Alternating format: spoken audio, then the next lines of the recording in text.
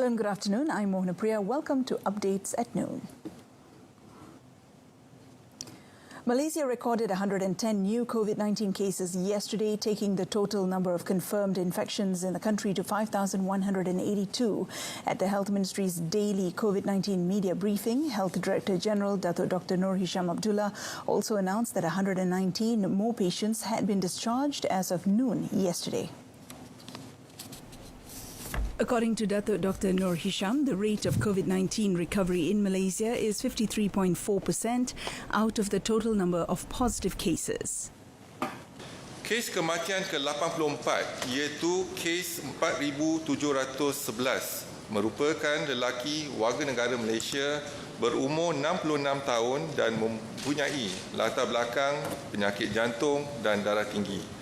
Beliau telah dirawat di Hospital Kuala Lumpur pada 9 April 2020 dan disahkan meninggal dunia pada 15 April 2020 jam 12.55 Tengahari. Dr. Nur Hisham said that currently 56 patients are being treated at intensive care units, with 29 of them requiring the use of ventilators, adding that the country also reported one new death, which brings the COVID-19 death toll to 84 cases. In a related development, Dr. Nur Hisham said a total of 315 children below the age of 14 have tested positive for COVID-19. Providing the breakdown, the Health Director General said there were 83 patients aged below 4 and another 83 aged between 5 and 9. Biasa dia bila pesakit, kanak-kanak yang dapat jangkitan ni, dia dapat jangkitan bersama dengan keluarga, sama ada ibu ataupun ayah. Jadi kalau mereka mendapat sekali jangkitan, jadi kita akan letakkan mereka bersama ya, dalam ward ataupun bilik bersama. Tapi kalau katalah kalau kanak-kanak tu dijangkiti tetapi ibu bapa tak menjangkiti, jadi mungkin ibu bapa ingin menjaga kanak-kanak tersebut, dan kalau begitu ibu bapa yang negatif contohnya dia kena sign consent untuk jaga kanak-kanak tersebut. Tetapi kita menggalakkan mereka memakai PPE untuk bersama dengan anak-anak mereka. The Health Ministry is collaborating with a few non-governmental organizations and other government agencies to conduct a COVID-19 screening for residents of old folks' homes and foreign workers. Health Director General Dr. Nur Hisham Abdullah said MOH is working with the Social Welfare Department, JKM, in screening residents of old folks' homes, especially the crowded ones, as this age group is among the most vulnerable to the infection. On foreign workers, he said agencies like the United Nations High Commissioner for Refugees, UNHCR, and Medical Relief Society Malaysia, Mercy Malaysia, have stepped forward to help in efforts to trace and screen them. Adalah menjadi tanggungjawab ahli keluarga memastikan golongan warga emas mendapat rawatan segera jika tidak sihat. Pastikan bekalan ubatan mencukupi dan patuhi temujanji rawatan dan barang keperluan harian mencukupi. Dr. Nur Hisham said the ministry would continue to monitor high-risk areas, especially where there is a big population of foreign workers. Many vehicles have been seen on the roads since Wednesday because some non-essential services are taking advantage to resume operations without first getting government approval. Senior Minister Datuk Sri Ismail Sabri Yaakob said all industries need to get approval from the Ministry of International Trade and Industry, MITI, before they could resume operations under the Movement Control Order, MCO. Datuk Sri Ismail Sabri, who is also Defence Minister, said the police were serious about checking vehicles at roadblocks, although this might cause congestion.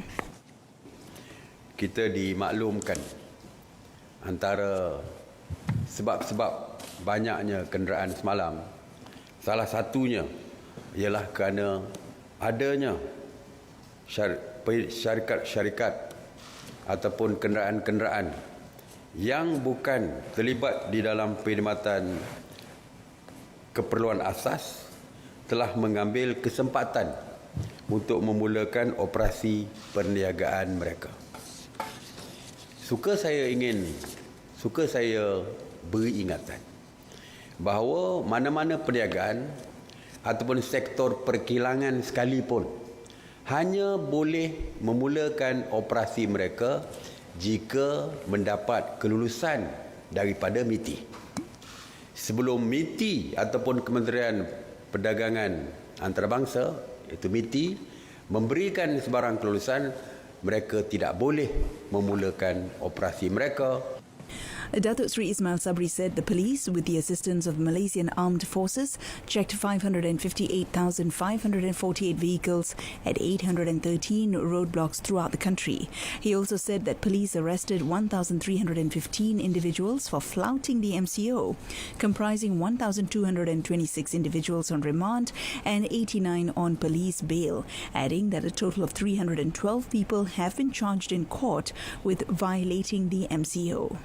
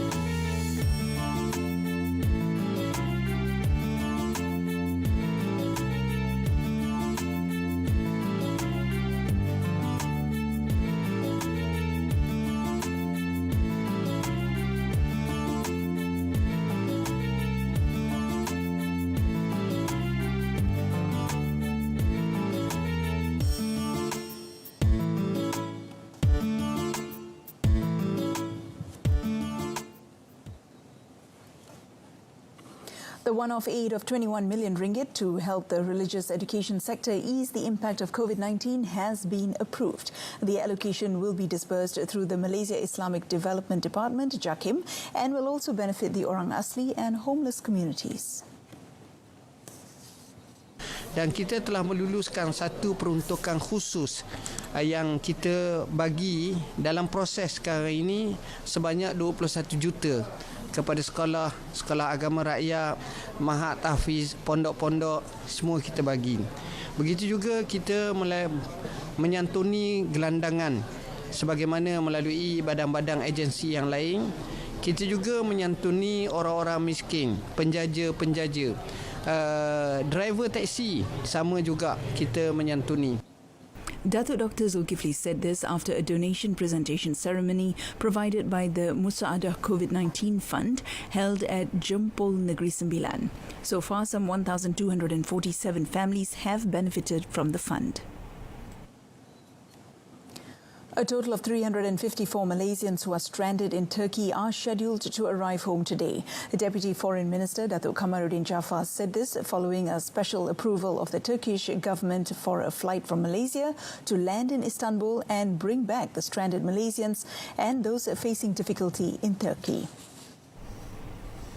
At the same time, Datuk Kamaruddin said the government is in the midst of discussions with authorities in Chad to bring home the 4 representatives of Yayasan Amal Malaysia stranded in Jenama, Chad, following the closure of its airport on the day they were supposed to return home.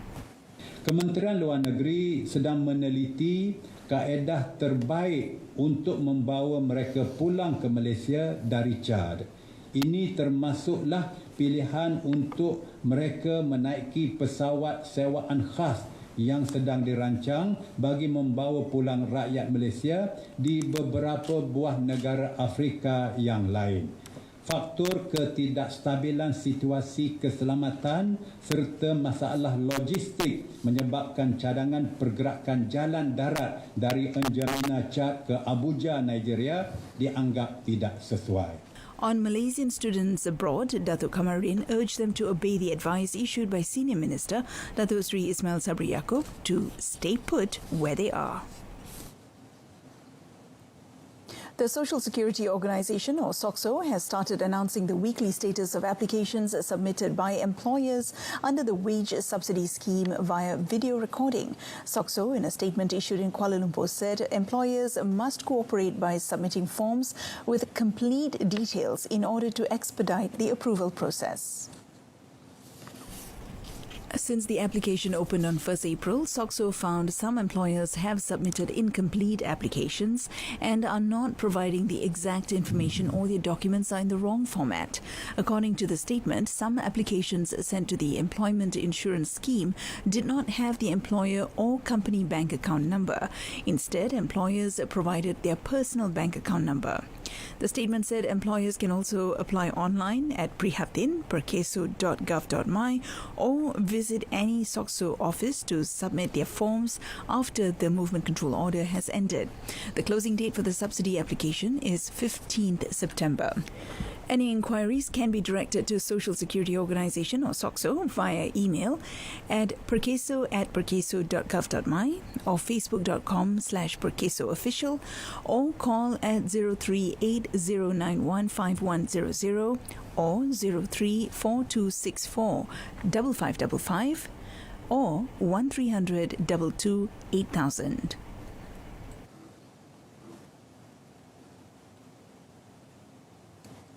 Based on the current situation regarding COVID-19 pandemic, the Federal Territories Islamic Religious Council, or MAWIP, with the agreement of the Federal Territories Sharia Law Committee, have set two zakat fitrah rates for this year. The rates are RM5 and RM7.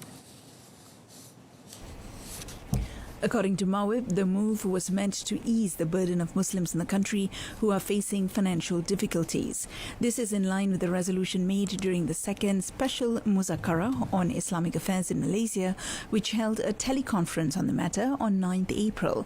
The RM7 rate was set based on the price of 2.6 kilograms of Super Tempatan Grade A rice used by the majority of Malaysians.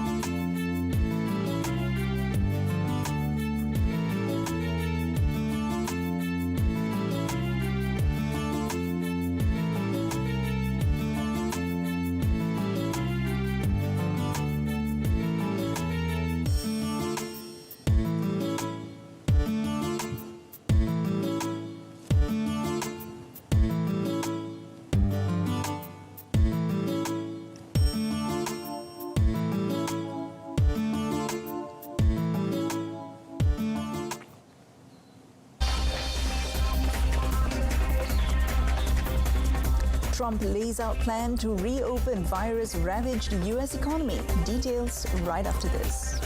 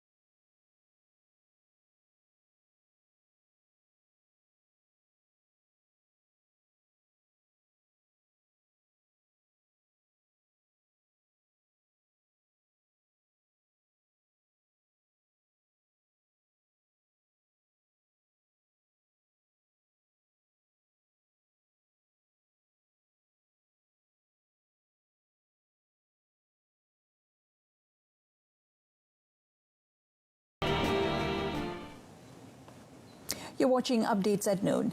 Yemen's war shows no signs of abating 1 week after the Saudi-led military coalition declared a unilateral truce due to the COVID-19 threat looming over the impoverished nation. Now, Yemen announced its first case of the COVID-19 respiratory disease last Friday as aid organizations warn that the country's health system, which has all but collapsed since the conflict broke out in 2014, is ill-equipped to handle the crisis. The coalition supporting the government against the Iran-backed rebels said the fortnight-long ceasefire was designed to head off the pandemic in a move welcomed by the United Nations but dismissed by the insurgents as political maneuvering. Despite Saudi Arabia's announcement of a halt in military activities from 9th April, fighting on the ground and coalition airstrikes continue. The ceasefire announcement comes at a sensitive time for Saudi Arabia, which is reeling from plunging oil prices and grappling with a serious COVID-19 outbreak of its own. It has, for some months, indicated it is seeking to extricate itself from the costly conflict that has killed tens of thousands of Yemeni people and triggered what the UN calls the world's worst humanitarian crisis. A new White House guideline has outlined a phased approach to restoring normal commerce and services, but only for places with strong testing and a decrease in COVID-19 cases. US President Donald Trump unveiled his administration's plans to ease social distancing requirements with the nation's governors before publicly presenting them during a White House briefing. The new guidelines are aimed at clearing the way for an easing of the restrictions in areas with low transmission of the virus while keeping them in place in harder-hit locations. Based on the latest data, our team of experts now agrees that we can begin the next front in our war, which we are calling opening up America again. And that's what we're doing. We're opening up our country. And we have to do that. America wants to be open, and Americans want to be open. Places with declining infections and strong testing would begin a 3-phase gradual reopening of businesses and schools, with each phase lasting at least 14 days, meant to ensure that the virus outbreak doesn't accelerate again. The recommendations make clear that the return to normalcy will be a far longer process than Trump initially envisioned, with federal officials warning that some social distancing measures may need to remain in place through the end of the year to prevent a new outbreak. Meanwhile, Britain on Thursday extended its lockdown to tackle the COVID-19 outbreak for at least the next 3 weeks, as it remains among the countries worst hit by the pandemic, with hundreds dying daily from the disease. Foreign Secretary Dominic Raab, who is deputising for Prime Minister Boris Johnson as he recuperates from COVID-19, said it was too soon to lift the stringent social distancing regime rolled out last month. As in other countries, we have issues with the virus spreading in some hospitals and in care homes, and in some, the very clear advice we've received is that any change to our social distancing measures now would risk a significant increase in the spread of the virus. Johnson ordered the initial 3-week lockdown on 23rd March, shutting non-essential shops and services, banning gatherings of more than 2 people and giving police powers to fine those flouting the rules. Since then, the number of confirmed cases of COVID-19 and deaths has climbed dramatically in Britain, with more than 100,000 people now infected and nearly 14,000 fatalities among those hospitalized. Now, the government has insisted the lockdown is working, and there are signs the pandemic is peaking in Britain, with Raab noting the infection rate is thought to have markedly reduced.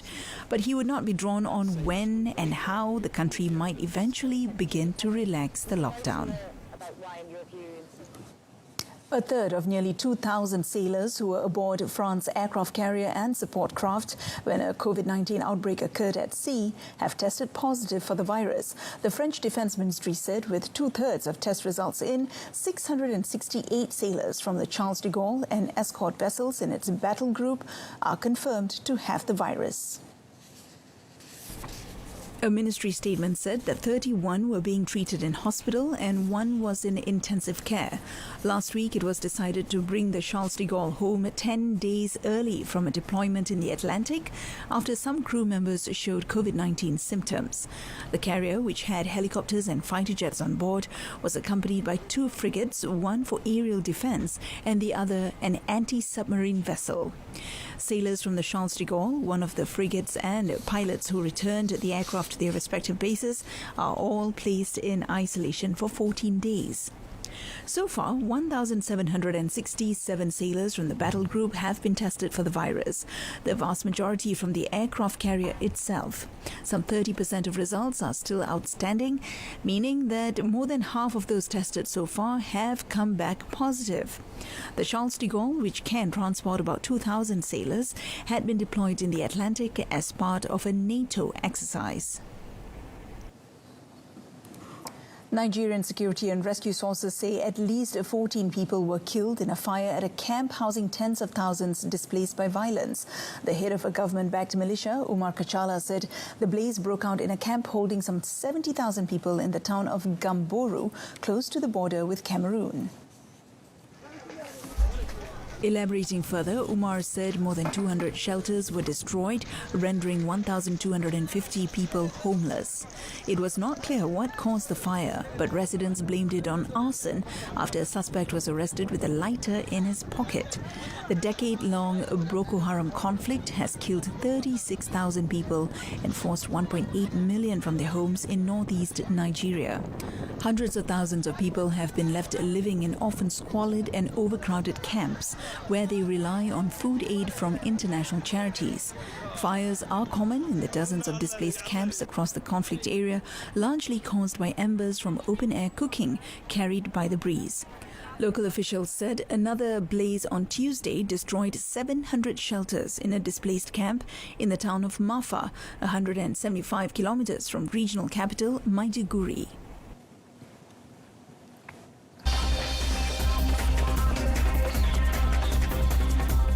UEFA's ambitious plan to stage Champions League final at end of August.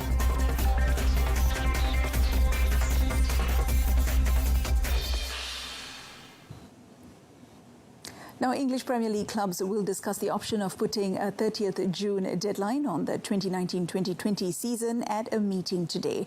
Not all clubs have been involved in informal discussions at this stage, but with a hoped-for May resumption to the season unlikely, club owners are looking at how to avoid potentially difficult contractual situations.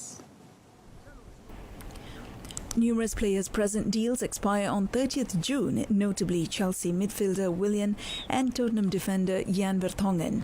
World governing body FIFA is aware of the problem and is looking at alternatives like rolling contract extensions, with the season currently suspended indefinitely because of the COVID-19 pandemic.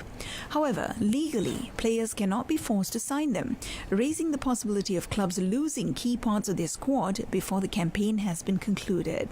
It has led to an increasing body of opinion that no matter what the state of the Premier League is at that point, 30th June should be the final day. Putting a deadline on this season is fraught with problems, particularly surrounding relegation and promotion. These are all issues that will be debated by Premier League executives today, although a definitive decision seems unlikely, given UEFA has pleaded for leagues to give them time to return with their own proposals for ending the season across Europe, something they expect to do by mid-May at the latest. Meanwhile, UEFA is working to plans that would see the Champions League final end the 2019-2020 season on 29th August. European football's governing body will meet on 23rd April for more discussions about how to complete a campaign which has been disrupted by COVID-19. It is likely one decision will be to agree that leagues could finish early, although only with UEFA's approval. But the idea is still to finish the season as a whole at the end of August, with all outstanding games played. That would mean the Champions League final taking place in Istanbul, Turkey on 29th August, with the Europa League final in Gdansk 3 days earlier. 2 scenarios for getting to that situation is under consideration. The first is to play the quarterfinals and semi-finals as two-legged matches as normal in July and August. The second would be for the games to be played as one-off fixtures after the end of the domestic seasons, potentially condensing the end of the competition into a week-long mini-tournament. 4 of the 8 Champions League quarter-finalists are already known, with Manchester City's high-profile encounter with Real Madrid one of the ties still to be concluded. In the Europa League, scheduling is more complicated because all 8 last 16 second-leg ties are still to be played, with 2 matches involving Spanish and Italian teams yet to play the first legs. On to motorsports. Formula One's latest plan to get the 2020 season off the ground is to hold the Austrian Grand Prix as scheduled, followed by 2 races at Silverstone. Now, the first 9 races have all been postponed as a result of the global COVID-19 crisis, and F1 is facing a moving target as it seeks a start date. But the easing of lockdown restrictions in Austria might mean its race could go ahead on 3rd to 5th July behind closed doors. It could be followed by 2 races at Silverstone, also without spectators. The tentative plan was outlined to teams by F1 bosses at a meeting on Thursday, at which proposals to reduce the sport's budget cap to $130 million by 2022 were also discussed. And any proposal on the calendar depends on external factors, particularly the situation with the spread of coronavirus in each individual country. F1 bosses have said they do not want to start the season if they cannot carry it on. Austria this week became one of the first European countries to loosen restrictions, allowing thousands of shops to open, although people are still being advised to work from home if possible. Meanwhile, in tennis, the fate of this year's US Open will not be decided until June, but it is highly unlikely to be staged behind closed doors. Now, the US Tennis Association, USTA, has set up a medical advisory group to help them determine whether it will be safe to play the tournament. The US Open is due to begin at Flushing Meadows in New York on 31st August. However, more than 10,000 people have died from COVID-19 in the city, and lockdown measures have been extended to 15th May. Nearly 750,000 people attended last year's US Open, and when asked if they would play without fans, USTA Chief Executive Mike Dowse said they are not taking anything off the table right now, but it is highly unlikely. The association is still aiming to run the tournament as scheduled, but has previously indicated it may explore the possibility of pushing it back into the autumn. The French Tennis Federation has already rescheduled Roland Garros to run from 20th September to 4th October, pushing the tournament back 4 months from its original date of 24th May to 7th June. While Wimbledon, due to be played between 29th June and 12th July, has been cancelled. And that concludes today's updates at noon. In our top story today, Health Ministry to step up screening of senior citizens and foreign workers. Don't forget to wash your hands regularly, practice social distancing, and most of all, let's adhere to the movement control order and just stay at home. News on 2 comes on at 7 this evening. I'm Mohana Priya. Thanks for watching.